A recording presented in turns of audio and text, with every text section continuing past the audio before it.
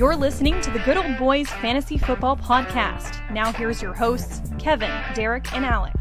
All right, I welcome in, ladies and gentlemen, to another episode of the Good Old Boys Fantasy Football Podcast. I'm Derek, and joined, as always, by your co-host, Kevin. How you doing? I definitely had some squeaky voice there all of a sudden pop out there, but how are you doing tonight? Doing good, man. Doing good. Getting ready for a fun Week 17 slate. Can't believe this is essentially the end, right? Like, there's still DFS, but season-long fantasy for the most part. This is it. So I'm a little bittersweet, but all good things must come to an end, and then we get to turn around and start ramping up for 2023. But good slate of games this week. A lot of college football too, so I'm all about it, man. It's gonna be a good week. Yeah, some great games going on. Last night, actually, we've had a couple of really good nights of football here. Even going back to that Kansas game where they made that just brilliant comeback. I ended up losing it in the overtime. A couple of good matchups last night as well. This Orange Bowl shaking out to still be a close one here. So we'll see how this one comes down to the end of it. We also had Dallas and Tennessee play last night. So that was some decent football. Did all right for some of the DFS lineups I set last night. Certainly did all right for me. So I can't complain about that at all. And you're right. We're definitely in here week 17 and looking to try and collect those cash and trophies and try and bring that one home here. So, again, guys, if you have any questions, anything like that, throw them in the comments. Let's go ahead and get you guys ready, set to rock and roll here for week 17 and make sure that we're doing everything we can to help y'all bring home them cash and them trophies here. And of course, you can find us on all the socials: Twitter, Instagram, Facebook, TikTok at Good Old Boys FF. And the best way to support this independent podcast, head over to the YouTube channel, click the subscribe button over there, youtube.com/@GoodOldBoysFF. But so last night, definitely kind of an interesting one.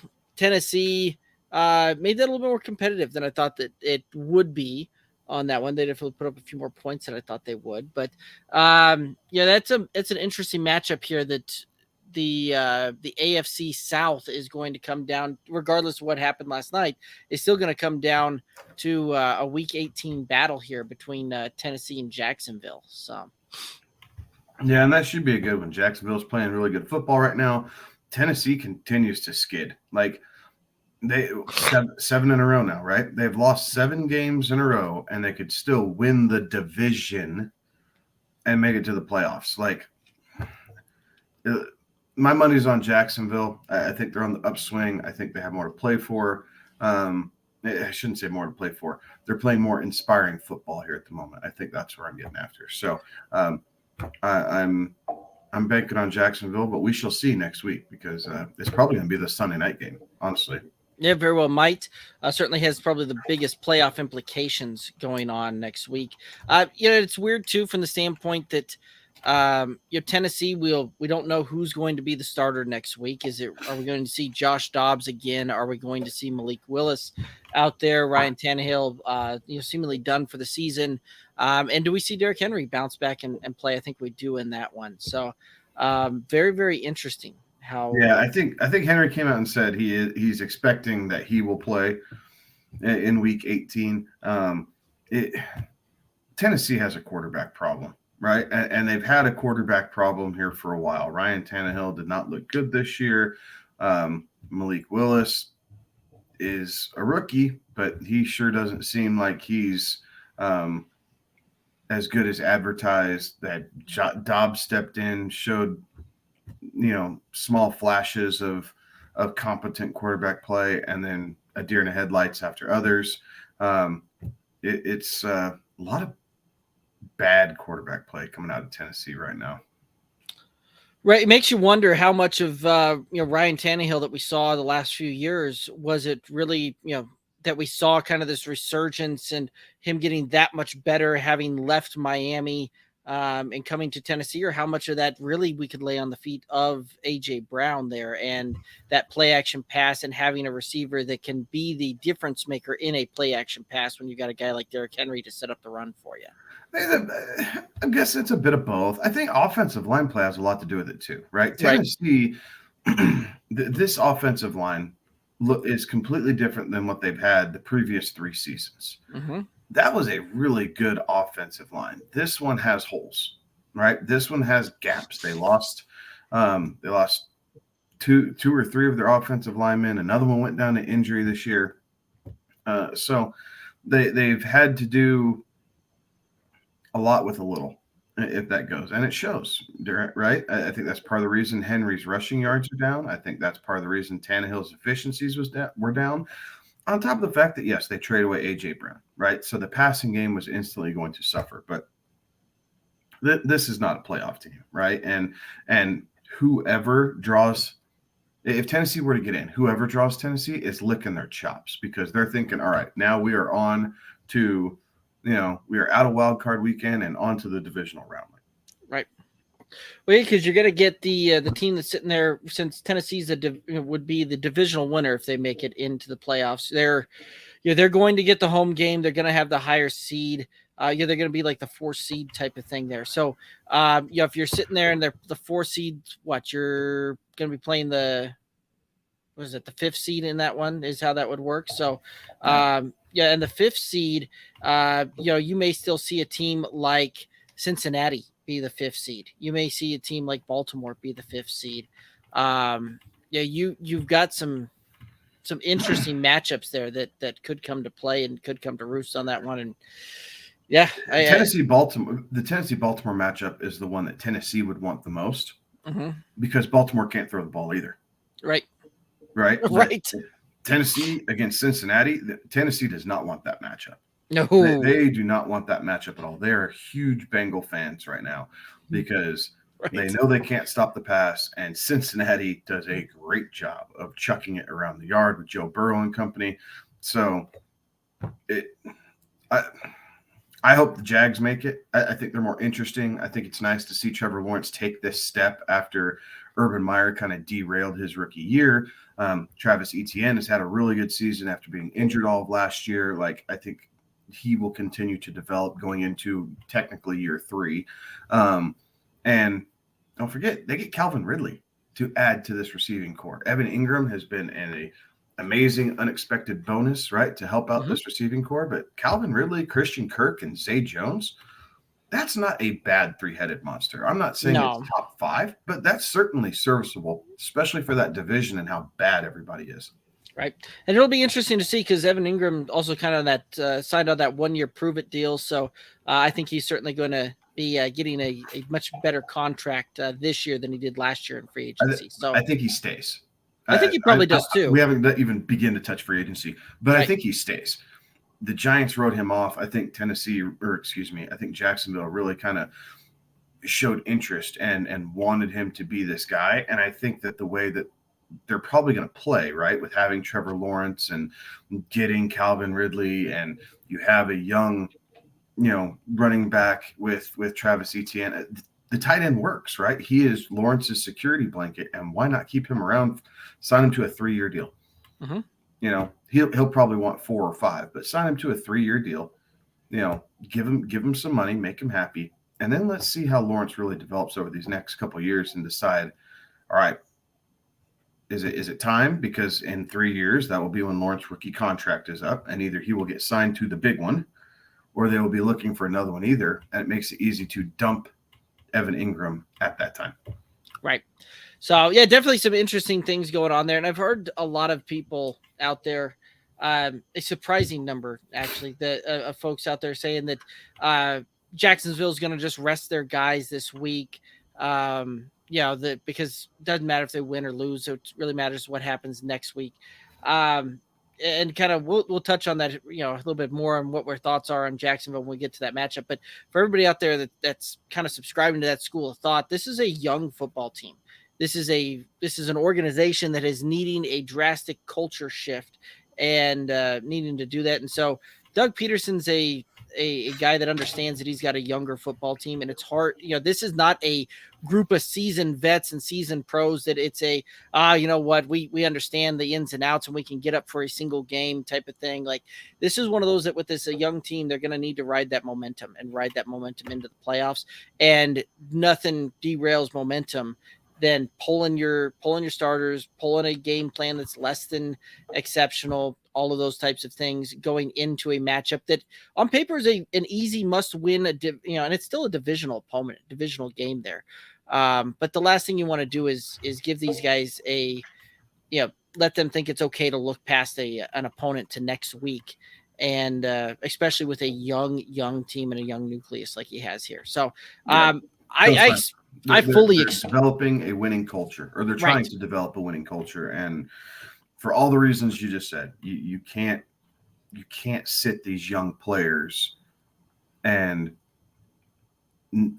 I guess deprive them of the opportunity to play meaningful regular season football, because that's how you learn to play meaningful postseason football, is by doing it in the regular season and playing, the gauntlet of Cincinnati, Buffalo, Kansas City, right? Like Baltimore. Like, I mean, you got to play these guys. Miami's in there too, right? Like, you got to get through all these teams in the AFC. All those are AFC teams. You got to figure out how you hang with them and develop chemistry, more rapport, put a wrinkle in the game plan, put some stuff on film that gives the other team to think about.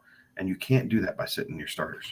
No. And you've seen a lot of coaches out there, even guys that have, playoffs clinched, things like that. Like, this isn't near the trend that it used to be, where it was, we're going to sit guys because we don't have anything to play for, because it's seemingly the following week a little bit harder to get the team up and going on that one, even though they've clinched. They know that they don't have anything to necessarily play for this week.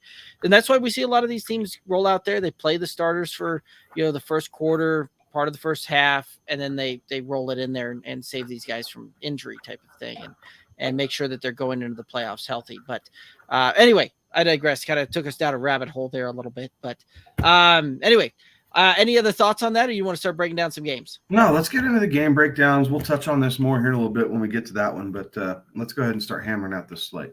Sounds great. Let's go ahead and start down there in Atlanta. The Arizona Cardinals visiting the Atlanta Falcons. Falcons favored by 3, over under 42. And this line has moved drastically in the last few hours here as well. So when we were going through preparing the doc, it was at a 3. I was just looking that up. It is now at a 5.5 towards Atlanta on the favor. The Colt McCoy news kind of seemingly shaking the gung-ho spirit behind the Cardinals there a little bit. But we're going to stick like we always do with where we pulled the doc at and go with a 3-point spread here, over under 42. What are your thoughts here?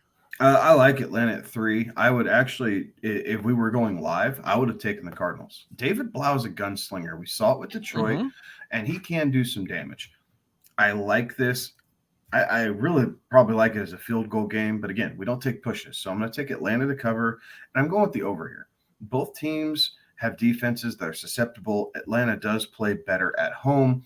So, ergo the edge of why I think they're going to win this game. But I think we'll see not necessarily a shootout, but a higher scoring game. They will get over the 40 points that we need here for the over. I just think Atlanta has a little bit more in the tank.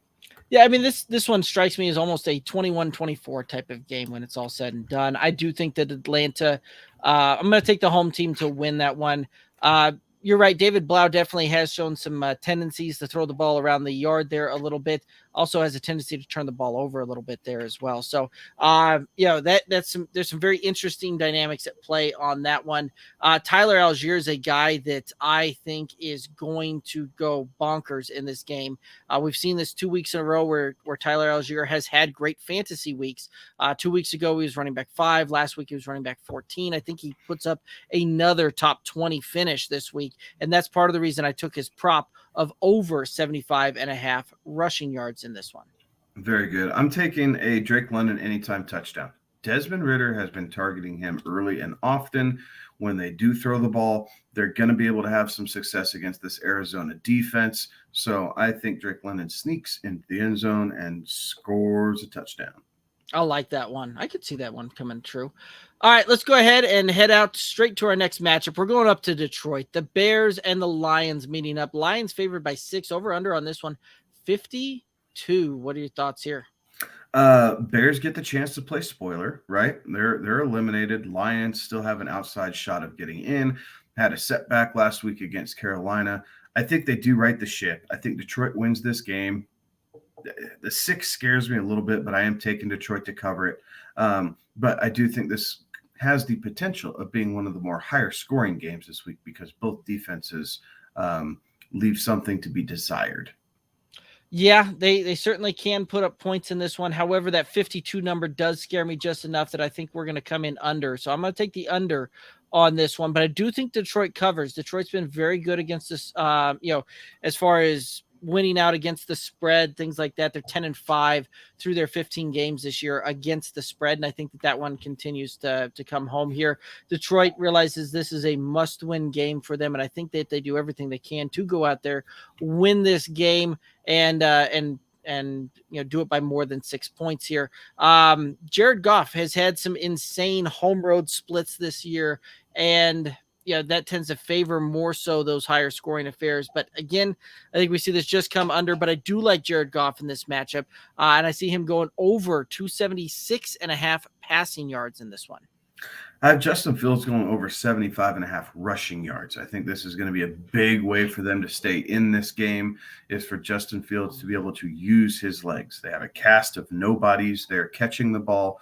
So it is all on this ground game for Chicago. Fields is seemingly healthy now, removed from the shoulder injury, and we're off and running here. No pun intended. But Fields is going to have a big day to keep this remotely close for Chicago.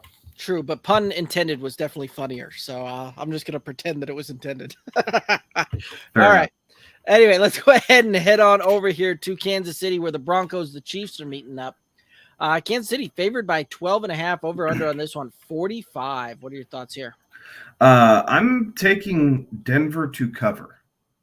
Denver defensively, right? They got what they wanted. No more Nathaniel Hackett. They know the rebuild's coming, but they still don't want to get embarrassed by a division rival. The Chiefs win this game handily. They probably win this game by 10, but it wouldn't surprise me if this game ended up something like 30-20 or, 20 or, what is it, 24-14, something like that. Like, I think 10 points is probably the right thing. The Chiefs probably end up taking their foot off the gas at the very end. But Denver does challenge Patrick Mahomes. And they haven't beaten him, but they do challenge him. They make him play differently than what he does for the rest of the season. And I think this defense got embarrassed a little bit on Christmas Day, right? Giving up all those points to the Rams. I do think that there's a little bit of a professional pride that comes into this. We will see a better defensive performance, but the Broncos aren't going to score enough points to win the game. I do think they can keep enough to stay within 12 points, though. I think you're right. I think we could see this thing. This one feels like a 10-point game to me. And I think you're right. The Denver defensive unit, I think, is going to come out looking a little differently here as well. And I think you'll actually see a little bit more life breathed into this team, because all of the coaching staff realizes they're now playing for, this coaching cycle coming up. And what they're going to put forward now is going to help them potentially land a job and be employed next year. So I do think that you do see the Denver, kind of all the different units kind of fired up, revamped here. We'll see them, show up here definitely differently. Kansas City has had a very tough time, maintaining double-digit spreads and beating double-digit spreads here. So I do think that we see Denver hold it just inside that 12.5. I do think that we see enough points on both sides of these things to take the over. And I'm feeling so good about that over that I actually pivoted from my normal, Russell Wilson under 1.5 passing touchdowns here to go a different route. I do think that the Russ and this Denver offense managed to find some things to do here through the air. And we see Russell Wilson go over 215.5 passing yards when this is all said and done. I have Jerick McKinnon over 24.5 rushing yards. We saw what Cam Akers was able to do to him last week. Yes, it's a two-headed monster in the backfield with Isaiah Pacheco and Jerick McKinnon, but 24 yards, I think he can get, his longest rush of the day, I'm going to say, is 16 yards right now. So that's 2/3 of what he needs, and we'll see how he comes across there on the rest. But I think he should be able to get 25 plus fairly easily this game. Yeah, I could certainly see that one. Let's go ahead and head out there to New England, where Miami the Dolphins and the Patriots are meeting up here. Patriots favored by 2.5, over under 41. Thoughts on this game? I'm taking the Patriots to cover at home. I think the Dolphins are reeling a little bit, right? Like they started out so hot, and then they kind of hit this gauntlet, and it's taken its toll on them. No Tua in this game. Teddy Bridgewater is going to be the quarterback. I think he does find some success, but ultimately, I think New England's defense will set the tone here, and they will keep Miami out of the end zone, and that is what will help make them cover this game by a field goal. I'm taking the under, so I'm saying this game is probably like 20-17 New England. We agree on the under. I certainly think that we're going to see some lower scoring affair here, right? Teddy, 2 gloves. Will do enough to kind of keep the ball moving. New England's been really, really good against running.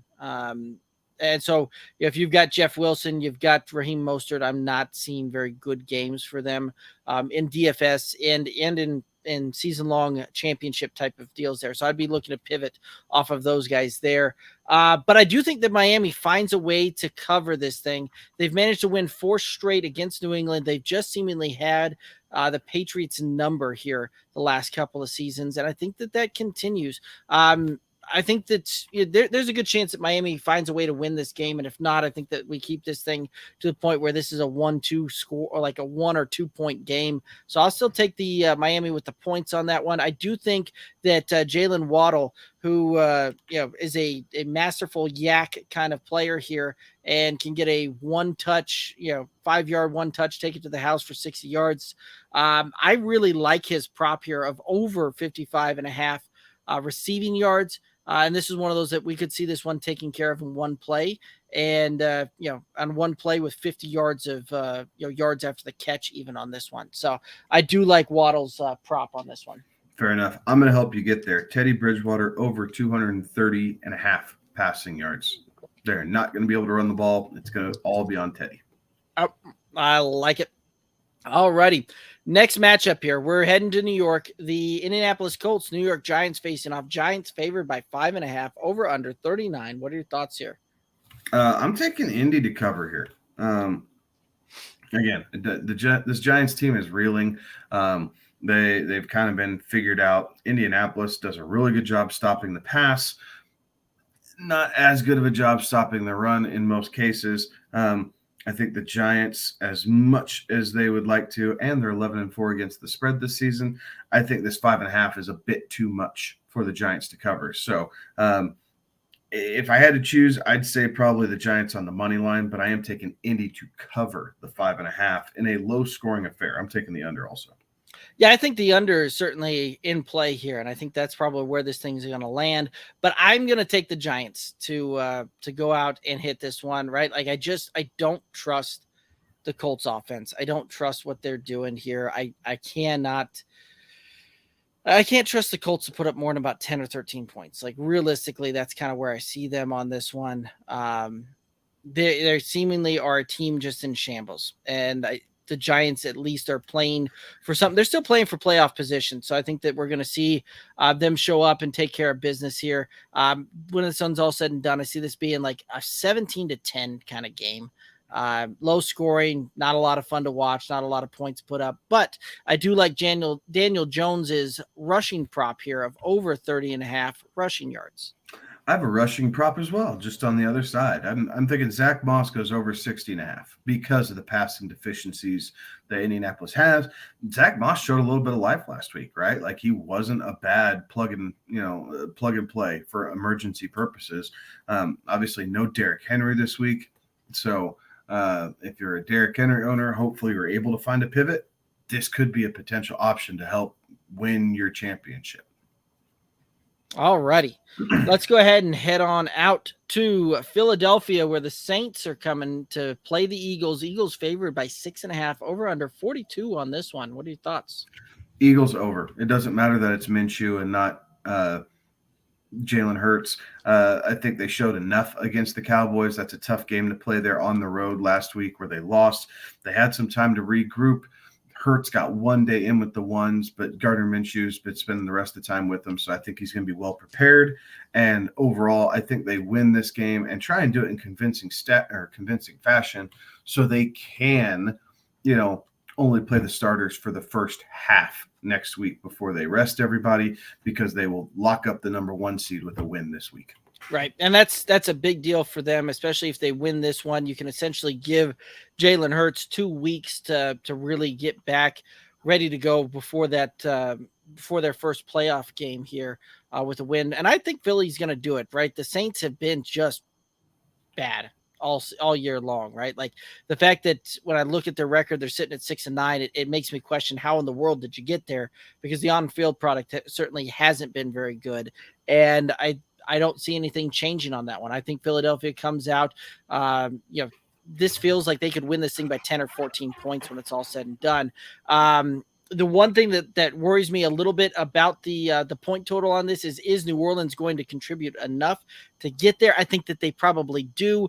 And if not, this is one of those that we could see the Eagles come out and put up 30 plus points on this one. And so we only need the Saints to go and get, 10 to 14. And I think that can still get done. So I do think the over. There was a prop that, especially if Gardner goes, I think that this one helps out Miles Sanders even more so. But Miles Sanders over 7.5 receiving yards.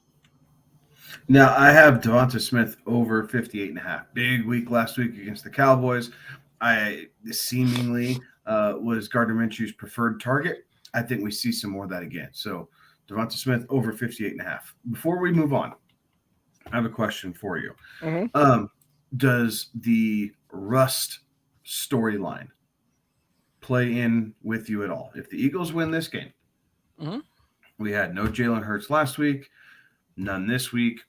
If they clinch, probably none next week and then a bye. So he had a month off, 4 full weeks.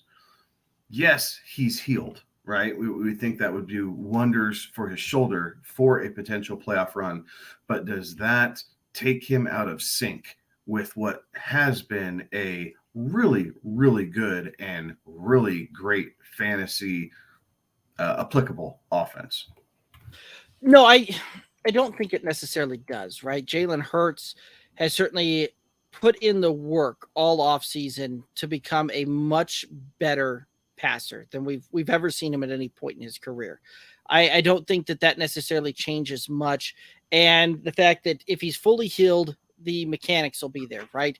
He certainly has put in, right, like the chemistry that he has with these receiving core that he has. I don't know that, missing a couple of weeks here and there, even if it's 4 weeks, really does much there, because that he's going to be out there and practicing and going through the game reps and practice reps with them, certainly, if he's able to on that one, right? Him and Devonta Smith go all the way back to their days at Alabama together. You've got AJ Brown wanted to go to Philadelphia, wanted to be with Jalen Hurts because they spend several off seasons practicing together and going through that. So I don't think that there's a chemistry issue or a timing issue that's going to be really affected. This is one of those that if it's affected, they come out, they have a poor first series type of thing in their first playoff game type of deal. Like that's as much as I think that it probably affects it. And guess what? If the timing's a little bit off, we see Jalen Hurts tuck the ball and scramble and keep drives alive and keep that going to the point where Jalen Hurts putting up 60, 70 rushing yards in a game, certainly not a surprising thing there, even in a playoff type of position there. So no, I don't think that it does. And I think Jalen Hurts coming back healthy does better things for them than them trying to push him through a little bit to make sure that they're they don't have to worry about that rust factor. So I don't know, any differing opinions on that? No, I think that's more along the lines of where I was thinking. I'm not overly worried about it. I think Dallas Goedert being back and healthy eases that, if nothing else, just because Goddard can be such a massive part of this offense, right, that even if the timing to the receivers is just a bit off, you'll find success in the ground game because it is such a wonderful offensive line, and you have Dallas Goedert being able to kind of fill in that short to intermediate middle of the field type role. I like it. Question coming in here from B Growing Stuff over on YouTube. Welcome into the chat there. Just trying to get third place and get my money back. Lineup is Aaron Rodgers, Josh Jacobs, Alvin Kamara, A.J. Brown, Juju, Aaron Jones, Darren Waller. The Eagles D. Bench has Sutton, Pacheco, Chark, A.J. Dillon, and Jahan Dotson. Any thoughts, any changes on that? So, be growing stuff. Typically, we're going to answer things as if it's a half-point PPR. So if it's something different than that, hit us up. Let us know in the chat here if it's standard full point PPR, half point PPR, because we tend to look at things as half point PPR. So while he's kind of going through that, Kevin, any changes that you're looking to make on this one? I think the thing about this that scares me is Jacobs and Kamara are both in negative game script situations already. The Niners defense is really, really tough to run the ball on, regardless of Jared Stidham. And I think that they're going to get down early and basically have to abandon the run game. So as much as Josh Jacobs had that stretch, right? He had 5 weeks where he was just out of this world great and kind of kept propelling your team. That might be the one that I'm most weary of. And as crazy as it sounds, I would be okay with playing A.J. Dillon and Aaron Jones together, because Aaron Jones has been serviceable, but seems to be a bit nicked up. And A.J. Dillon has been getting more and more of the rushing work here over the past few weeks. So if Jones, half point PPR scoring, right? If Jones can get you 15 points and A.J. Dillon gets you 14, I think that's extremely possible. Jacobs, yes, might be the most talented running back, but he does have the worst matchup. So, it's obviously your discretion, and I hope it works out for you. But I would really be thinking hard about possibly switching out Jacobs for Dillon, only because it's the Niners. If it was anybody else, I think you have the lineup set the way it needs to be. But this Niners defense is for real, and I think it's going to be negative game script. So it helps with Darren Waller, but I do think it hurts with Josh Jacobs. All right, let's go through this one and let's explore this one a little bit, because you and I are just we're seeing it close, but we're a little bit different here. So once I get this darn page to load up here. All right, there we go. We're getting to cooking with fire. Okay. So I've seen some very interesting things out there when it comes to Josh Jacobs, both from a projection side of things, both from a props side of things. So with Josh Jacobs out there, I see a lot of projections that put him right around 70 yards rushing on the ground there. So under. Okay, you see that under. Now his props, his actual Vegas props out there would put the over under at 53.5. Where are you going there? Under. Okay. I think I would go with the over on that one myself personally, right? I think he's probably going to see about 60 yards when it's all said and done there. Looking at that, let's look at A.J. Dillon here. A.J. Dillon, his projections out there, a lot of places are putting him about 50 yards for projected runs. What do you think on that one? Is that too low, too high, just right? I think it's just about right. I would lean under by a hair. Okay. So at that point, that's where it comes down to, where do you really see Josh Jacobs putting up yards? Like total yards on the ground. What do you got there? Total yards on the ground, I think he's going to be somewhere right around 50, 48 to 50.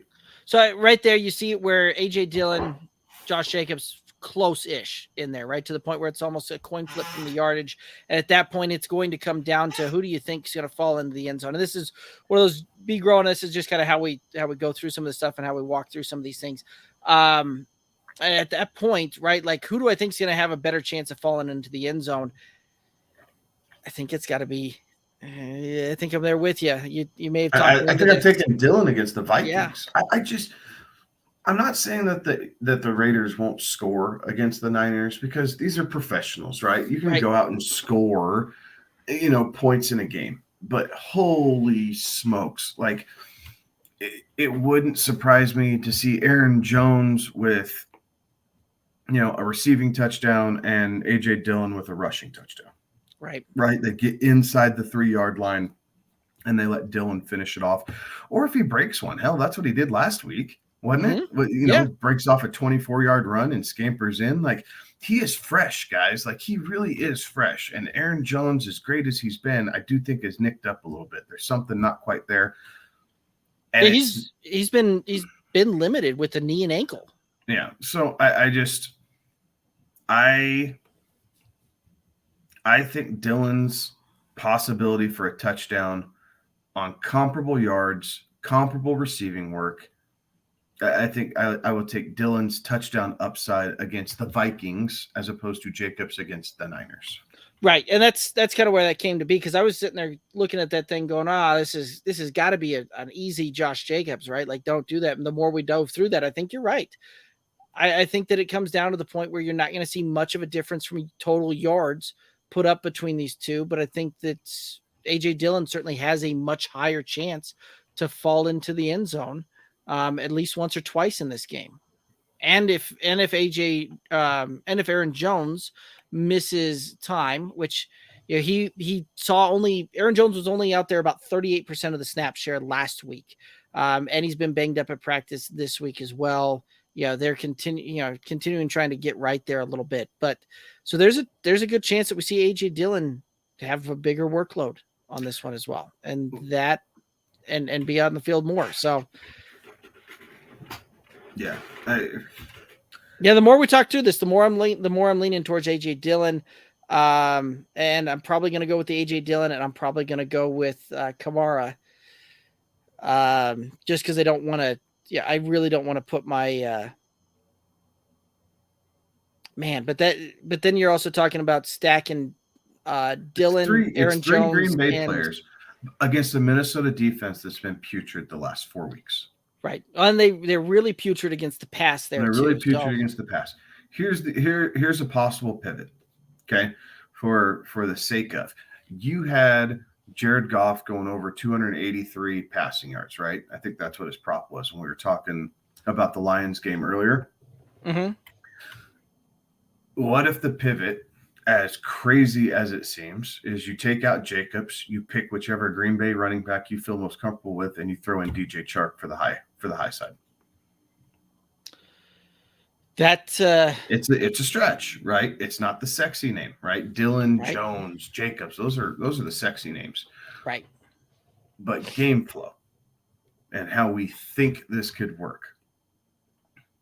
It's in a dome, at home for Jared Goff, in a game that we both think they have to have, in a high total. Both these games are high totals according to Vegas. Yeah, but Vegas in a higher total. Yeah. Like, Chark isn't a bad ceiling flex play. So, right. If you're going up against Travis Kelce. Right. Travis Kelce traditionally burns the Broncos pretty well. Like, I think you can pencil Kelce in for 75 yards and a touchdown and just know that he's going to see a lot of work. Darren Waller, it'll be interesting with Stidham, right? Like, is Stidham going to try and force feed Devontae Adams, or is he going to check the ball down to Waller and Renfro? And that's where Stidham is going to live in this game against the Niners and that pass rush. Right. So, that's the problem, right? And be growing stuff again. Like, these are conversations that Derek and I have on a lot of different players behind the scenes in leagues that we're in together, just because there's a lot of stuff to kind of think about. So he does have he is up against Kelce. I just saw so that you need to make up the point gap, right? Because Waller is not going to score. You figure Waller's 10 points less than Travis Kelce at bare minimum, right? So you're in a 10-point hole at that position. How do we make that up? Like touchdown upside from DJ Chark might be able to do that. Or you take the safer floors, and the safer floors are Jones, Dillon, and he's up against Jefferson too. You need ceiling.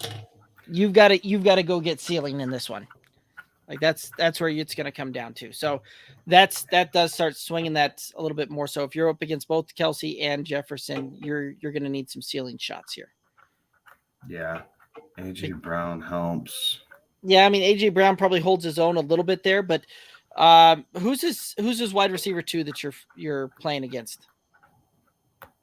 Like that's one that I'm interested. Okay, here's another thought for you. Another stupid like Higgins, right? Here's a thought for you, right? For the flex, we've been talking a little bit about the Aaron Jones, the DJ Chark. What about a Jahan Dotson in this one? Are you taking the shot with the we've seen Jahan Dotson put up touchdowns with Carson Wentz at QB. I think the problem with Dotson is it's 40 yards and a touchdown. With DJ Chark, it could be 70 yards and a touchdown. Like, I think they're kind of the same guy. I think DJ Chark's just used more downfield. So I do think that gives you a higher upside. That's fair. With Chark. Okay. Yeah, I think at that point, for that one with where you're sitting at. Be growing stuff. What other quarterbacks are on your waiver wire? Just by stupid happenstance. And if it's Cooper's is number 2, okay. I'm okay with Cooper, that number 2. That doesn't hurt you as much. No, I mean, that's Amari Cooper's fringe wide receiver 2 for me this week, I think. Yeah. Like he's more in wide receiver 3 territory, I would think, than he is wide receiver 2, as far as rankings, all that kind of stuff. So I feel all right about that. But yeah, let's take a look here, B. Grown. What you got as far as quarterbacks on the waiver wire, things like that you could potentially go out and try and get. Because if you've got guys like, who could potentially be out there still? Problem is it's the matchup, right? Like you like Rodgers this week because it's a terrible Minnesota team, right? Or Minnesota defense. Jefferson absolutely scorched earth the Packers in week 1. And Green Bay doesn't want to lose 2 to a divisional opponent like that. Wilson, Huntley, David Blau, top 3, 12-team league. Nope, not pivoting. Not pivoting with any of those. So, all right, Rodgers is your guy. It is. Rodgers is your guy, and I think we're. So would you rather go Jacobs or Kamara? Maybe we're looking at this the wrong way. At that point, I don't want 2 Raiders in this game. Like, I do not want 2 Raiders in my matchup going into a third place type of game where there's money on the line there, right? Like, this is one of those. So you'd rather have 3 Packers than 2 Raiders? I think I'd rather have 3 Packers than 2 Raiders. Let's take a look at this. Okay, that makes sense. So I think that's how it is then. If we'd rather have 3 Packers than 2 Raiders, then we're in agreement. And it's not necessarily going to be the easiest thing. And if you're weary about one of the Packers, take out one of the running backs and put in DJ Chark. Right. I'd leave it with the Packers. Like, you drafted all of them, ride or die. Right. And this is, we've seen the Packers do this enough, right? Like, and this is one of those 2 that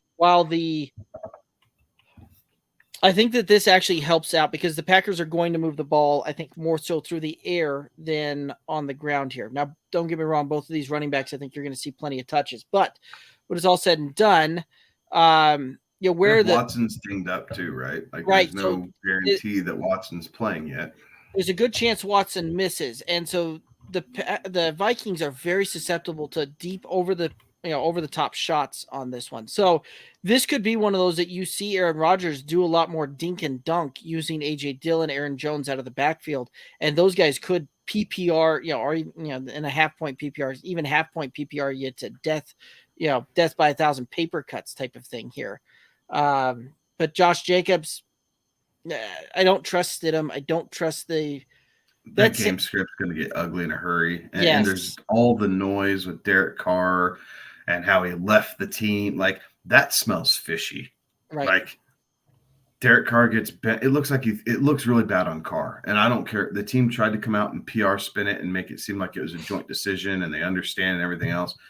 That looks really bad on Carr. It's the Marcus Mariota, I didn't get my way, so I'm going to throw my sucker in the dirt and I'm going to go on vacation and not stand next to my teammates for the rest of the season. Like, right. I have a lot of bad taste in my mouth about that. So here you go. Jimmy Garoppolo to Vegas next year. Pair back up with Josh McDaniels. Jeez, I'd so much rather see him with the Jets. So that's a possibility. Anyway, those are some of our fun off-season conversations that we'll get into, especially as we start getting into free agency, all of that. So big growing stuff. I think we've got kind of the consensus there. We're going Rodgers, we're going Kamara, we're going AJ Dillon, AJ Brown, Juju, Aaron Jones, Darren Waller, the Eagles defense. And if you need some more upside on that, it's DJ Chark in there over Aaron Jones. Did I hit that on the head right? Yeah, only because Aaron Jones is the one who's dinged up. Right. So anyway, that's how we would kind of approach this one, and that's where we would be going on that one, be growing stuff. Let us know how that one turns out. You can certainly hit us up in the comments, things like that. If you have any other questions, you can find us on all the socials, Twitter, Instagram, Facebook, TikTok at Good Old Boys FF. And have been right here on the YouTube. You can leave us a comment on the show and let us know how that one turned out. Or if you have any other questions, we try and answer those just as quick as we can.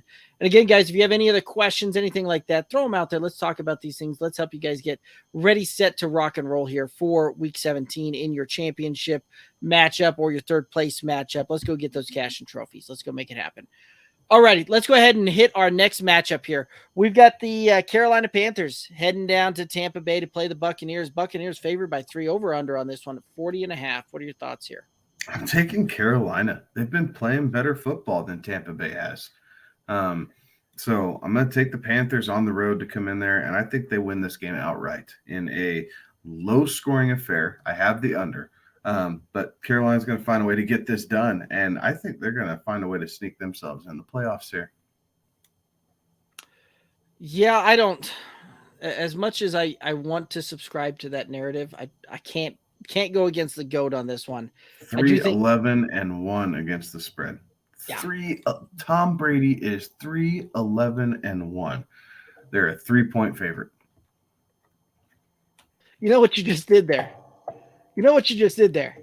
You talked me into it. All right, I'm changing sides on this one. I'm gonna flip flop on this one. As much as I want to think that Tampa Bay is gonna win this, and we're gonna see Tom Brady and team kind of figure this thing out, I think you're right. Right, you make too much sense on this, but this is going to be a low scoring affair. Neither one of these teams is going to put up much on this. Leonard Fournette, I do like a prop of his though. Lenny going over 41.5 rushing yards. I have Chris Godwin going over 67.5. He seems to be the only reliable receiver that Tom Brady has right now. Yeah. I don't know what happened with that Tampa Bay receiving core, but there's still a chance Mike Evans finds a way to get to 1,000 yards receiving this year, believe it or not, which I didn't believe it until I had to look that one up. So anyway, he's been a ghost for about 4 weeks. Yep. And a pretty bad one at that. So anyway, all right. So moving right along there. Let's go ahead and hit the next matchup. We've got Cleveland. We've got Washington. The Commanders favored by 2, the over-under 41. What are your thoughts here? I have Washington winning this game. Same kind of narrative that we were talking about with the Giants. They have something to fight for. They're currently in the playoffs. They're trying to cement themselves into one of those wild card spots, and I think they can do it. The defense has been playing really well. Deshaun Watson has not been playing particularly well. Nick Chubb, I think, is going to have a really hard time on the ground because the front seven, especially right up the middle of Washington, is ferocious. They're really playing well right now. So Washington finds a way to win this game. And I think we're going to see some points, right? Like, I think it's going to be 24-21, maybe 23-20, something like that. But either one, it puts us in the over, right? It could even be 24-17. puts us in the over territory here. So I'm taking the over in this one. I am going to take the under on this one. Cleveland has had a tough time getting above about 13 points. The Commanders, I don't see them putting up a ton of points on this one either. So this one has the feeling of like a 21-13 type of game is where I think this is going to play out. So I'm going to take the under. I do like Washington to win. That defense seemingly starting to play well. Chase Young coming back. All of the good stuff there. But there is a Nick Chubb prop that I do like, and that's over 7.5 receiving yards in this matchup. I have Jahan Dotson, I have Jahan Dotson going over 40.5 receiving yards. Barely, but I think he gets there. I think another one that I like on that one is a Jahan Dotson anytime touchdown if you're looking for value and some swing up on that one. But yeah, if I'm going with if I'm going with the anytime touchdown this game, I'm going with Brian Robinson. Yes, I think Brian Robinson is going to feast in this game. It's another one that's a lot of sneaky upside play, especially since it also looks like Antonio Gibson's going to miss this one. So, all righty, let's go ahead and hit our next matchup. We got the Jacksonville Jaguars, the Houston Texans playing the Texans. Are favored to lose yet again. Jaguars favored to win by 4. The over-under is 43.5. What are your thoughts on this game? I'm taking Jacksonville. I'm taking the over. I think we touched about this a lot earlier. I think Jacksonville is establishing a winning culture. I think the only way you can do that is by having these young players play meaningful games. Yes, you can say that this one doesn't mean anything, but for this Jaguars team to be over 500 and make the playoffs, I think feels a little bit better than them being 8-9 and squeaking into the playoffs sub 500. So I think they're still trying to work on that. I believe they'll play, and because of that, I'm also taking the over. Yeah, I do think that we see the over. This Texans team is just scrappy here the last going down the stretch here, trying to play spoiler everywhere they can and giving teams certainly some fits there along the way. So I do think that we see this one be a pretty close game, but I do think Jacksonville covers that 4 on it. I do like the over. I do really like Travis Etienne in this matchup and what that spells out for fantasy and for DFS. But my prop that I'm taking is Trevor Lawrence to go under 245.5 passing yards. I'm taking Brandon Cooks over 47.5 receiving yards. He's had a really bad season. He's been nicked up with injuries. They finally get him back. He doesn't have an injury designation last I looked, unless I got cross-eyed and was off a line. So I think he's going to be semi-productive. 48 to 50, 3 yards isn't necessarily a fantasy winning week, but it wins my prop bet, and that's what counts. Right. I like it. All righty, let's go ahead and I feel like we've hit this game a little bit already, but let's go ahead and head over to San Francisco. Las Vegas, where the Niners and the Raiders are squaring off out there in Vegas. The Niners favored by 9.5. The over-under on this one is 42. What are your thoughts here?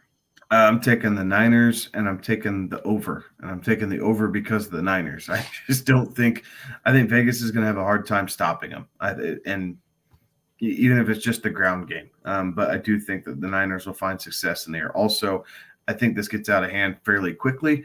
So my prop bet might be in jeopardy here, but overall, Niners win going away. I agree. I think that the Niners come out, kind of smack Vegas in the teeth right away, and we see this one get out of hand quickly. So I'm taking San Francisco, right? I do think that they put up probably about 35 points in this matchup here. So I think the over is a pretty easy hit on this one. We could see the Niners take care of the overall by themselves on this one.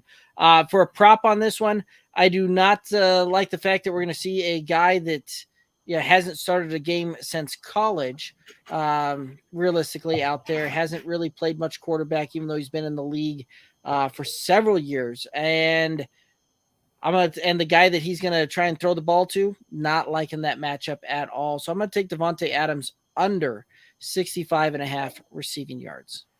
I'm going to take Brock Purdy over 220 20 yards passing. And I'm kind of giving myself away here, but I need to find it. Here we go.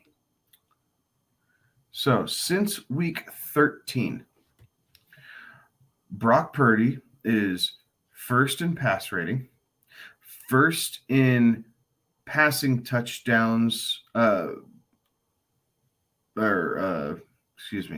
passing touchdowns per attempt, and first in winning percentage. Right. He's running like a 7-8% touchdown rate. That's right. Now. 7.5%. Like, it's not often, but it is very effective. Brock Purdy has played better than anybody thought that he would. Kudos to him. But I just found that really interesting, that little statistic there. No, I like it. And you're absolutely right. Brock Purdy has been brilliant down the stretch. This is one of those. San Francisco is going to have some very interesting conversations, I have a feeling, this offseason about what it is they're going to truly do with that quarterback room here. Obviously, all the capital you gave up around Trey Lance, you've got to go with your guy there. But you're sitting on Jimmy Garoppolo. You're sitting on Brock Purdy there. Obviously, you don't need two backup quarterbacks of this caliber, and the Niners hurting a little bit for some trade capital there. So I do think we're seeing at least one of these San Francisco quarterbacks on the move here quickly this offseason.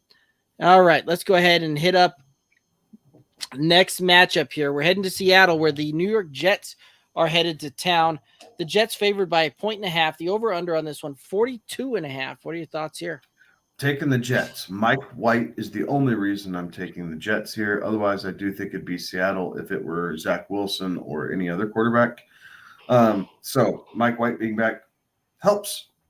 Jets win. I am taking the under, though. I think that Seattle's been struggling here to get going. They've kind of sputtered down. They had the high-scoring game. Was it Vegas and 2 weeks Seattle, ago? I think. Yeah, 2-3 weeks ago. Mm-hmm. They had a higher scoring game, but outside of that, it hasn't been nearly as dynamic as what it was here through the middle parts of the season when we were really banking on Geno to kind of carry us through some of these bye-week matchups. So I'm taking the Jets, and I'm taking the under. I am going to take the Jets as well. I do think that we see the Seattle Seahawks and the New York Jets put up just enough points to carry us to the over on this one. This one has like a 20, really kind of a 24 to 21 type of feel to me on this one. So I'm going to take the Jets. I'm going to take the over on it just barely. I do like Zonovan Knight's prop on this one of over 54.5 rushing yards. I have Garrett Wilson over 66.5. I think he's going to start torching Seattle. I could see that. I do like that one a lot. Question coming in on the YouTube: who to play, Marquise Brown, Chark, or Pacheco? I'm leaning Hollywood Brown. Devontae Adams went out with a knee or hamstring thing today, right? So it's You mean DeAndre Hopkins? Yes, sorry, not Devontae Adams, DeAndre Hopkins. So Nuke went out. They're not playing for anything, so if there's the slightest concern that this injury could linger or create, a larger injury, Nuke is out, and then it's all Marquise Brown, David Blau. Again, gunslinger. I think that speaks well to the passing game here. So I think Marquise provides you with probably the safest floor and quite possibly the highest ceiling all at the same time. Like, I do think your chances are best with Brown. Yeah, I think I'm going to agree on that one. I do like Pacheco a little bit here, but not enough with that split backfield that they're seeing there. I just don't want to trust it, and I can't trust it going into championship week there. So I will believe in Hollywood. So that's where I'm at as well. All righty. Let's go ahead and hit our next matchup here. We got the Vikings. We got the Packers. Packers favored by 3.5. Over under on this one is 48. What are your thoughts here? I'm I'm going to take Minnesota. They've been playing these field goal games. You're giving them 3 points, 3.5 points. So I like what that gives us. I was leaning Green Bay for the longest time, and I think I kind of talked myself out of it. Minnesota offensively has been playing really well. Defensively, they have to find a way to shore it up. The Packers have kind of started to come along a little bit, and while I do think they have success, ultimately it might be another 62-yard field goal, but I think ultimately Minnesota finds a way to win this game. So I'm thinking that Green Bay wins this one at home. I do think that they are playing some inspired football right now, and Minnesota's defense has been bad. This is also one of those that in a one-score game, I can't believe that Minnesota's luck is going to continue to hold out there. I'm just not buying into that one where they're like 10-0 in one-score games where the traditional split on those things is usually pretty 50-50 on those things. So I am going to go with the Packers. I think they've got enough juice. They're playing for their playoff lives at this point here to try and have a great and interesting matchup here in Week 18 with Detroit. So, yeah, I'm going to take Green Bay to win this thing. I do think that they cover. I'm going to take the over. I think we're going to see plenty of points in this one. A.J. Dillon has what felt like a very, almost absurdly low receiving yard on this one of 10.5 receiving yards. So I'm going to go A.J. Dillon over 10.5 receiving yards on the prop here. I'm taking Aaron Rodgers over 254.5 passing yards. This is where Minnesota's greatest weakness is, and I think that Rodgers is going to try and exploit that. Yeah, I could certainly see that one as well. All righty, let's go ahead and head out to Los Angeles, where the Rams are not leaving town to take care of to play the Chargers, and the Chargers favored by 6.5. The over under 42.5. What are your thoughts on this game? I'm taking the Chargers. They're playing much better right now, kind of holistically. Things are starting to click. Herbert has all of his weapons here. Austin Eckler's still doing his things. And this Rams team, yes, they put up a great effort and performance against the Broncos. I don't think that they're going to do the same thing here against the Chargers. No, I think you're right. As much as I wanted to think that this is going to be a field goal game, which – yeah, I could certainly see it playing out that way. I do think that the Chargers are going to win this thing, and I think that there's just as good a chance that we see this one end up more of a touchdown game than a field goal game. So I'm going to join you. I'm going to say that the Chargers cover this thing. I'm going to take the over on this one. An interesting thing out there that I've been seeing a lot of, there's a lot of folks jumping on the Tyler Higbee bandwagon and train after last week, talking about how he is going to have a big game again. He's Baker's target. I've seen several bits of the narratives there. The Broncos don't necessarily play opposing tight ends great. That defense kind of checked out there pretty quick in the game last week. In fact, that entire team checked out, so much so to the point where the several members of staff were let go after that game, including their head coach, defensive or special teams, and their offensive line coach. So I don't see Higbee having sustained success again. I think that if he starts getting hot, you're going to see a guy named Derwin James come down into cover him one and shut that maneuver down. So Higbee under 42.5 receiving yards in this one. Very good.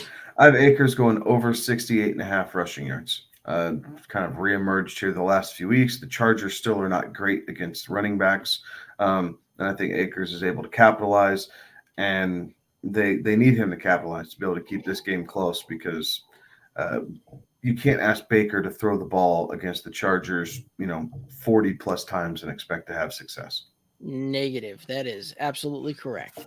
All righty, let's go ahead and head over to Baltimore, where the Steelers are meeting up with the Ravens in a divisional matchup. Ravens favored by 2.5, over under 35, a very low point total out there in Baltimore. Thoughts on this game? I'm taking the home team. I think that we're looking at something.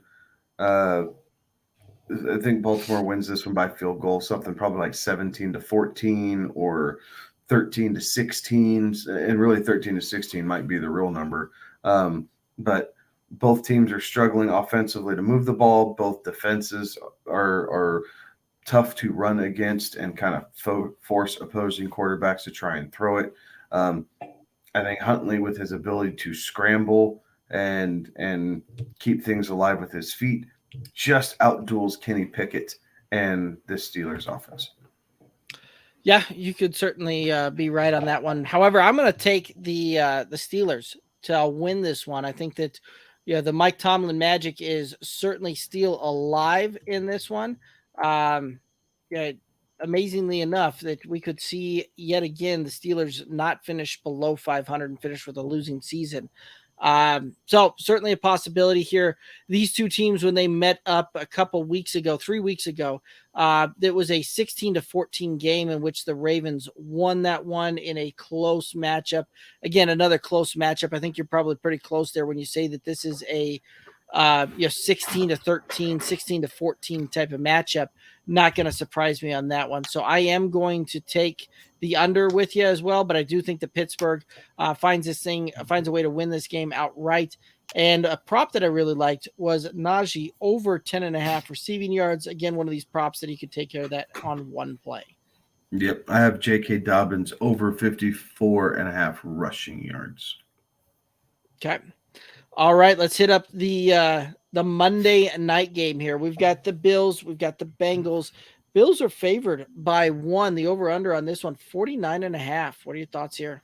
I'm taking Cincy in this one. I'm taking the home team. Cincy's been on a roll. The Bills have been okay, but this just seems like the type of game that the Bills aren't ready to win yet, right? Like they give up this game to lose home field advantage to the Chiefs, and life goes on as normal here. But I think Cincinnati finds a way to pull it out. I have the under. Every time we get these great offenses against each other, I shouldn't say every time, but it feels like more often than not, when we put these great offenses against each other, everybody comes out and they're pressing a little bit. Like they know that it's on the offense. They got to put up points against the other high-powered offense. And what it really does is they seem to stutter out of the gate here a little bit.